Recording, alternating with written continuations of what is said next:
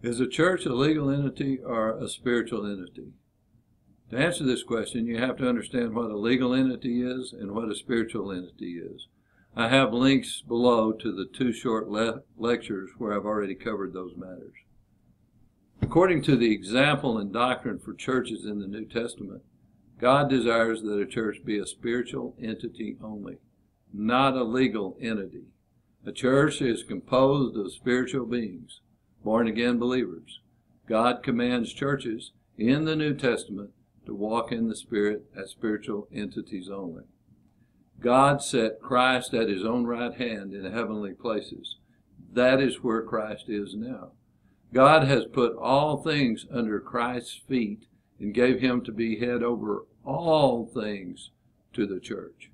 God desires to be the only head of his churches. His body is to sit with him, walk on the earth, and be connected to him. Of course, his body is the local church. The body is to be connected to the head. The New Testament makes clear that Christ desires that a church be spiritual, that all the church does be spiritual, that a church have only one head, a spiritual head, the Lord Jesus Christ. Now, spiritual refers to earthly matters. All things become spiritual for our child of God. He made us to sit together in heavenly places in Christ Jesus. But we walk on the earth doing his work to be led by the Spirit of God only.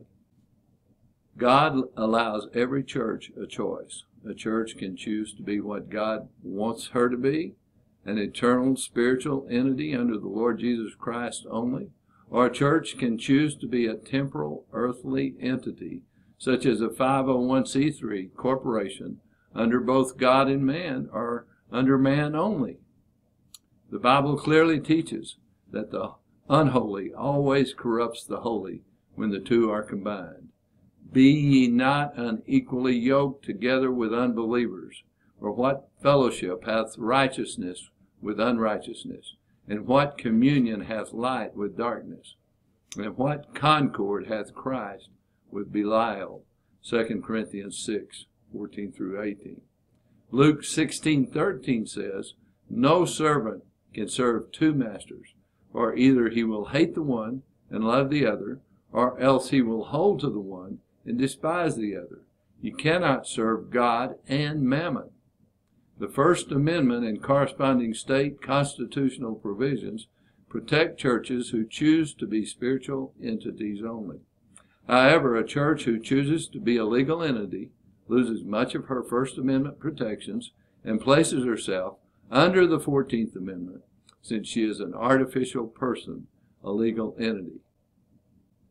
A church in America can choose to be either a spiritual entity only, or she can choose to be a legal entity.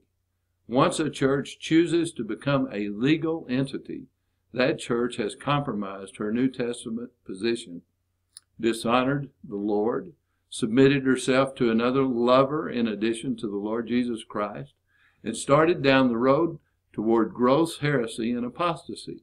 Union of church and state brings a corrupted church, a corrupted state, and a corrupted people. The link to the short but more thorough accompanying article is below.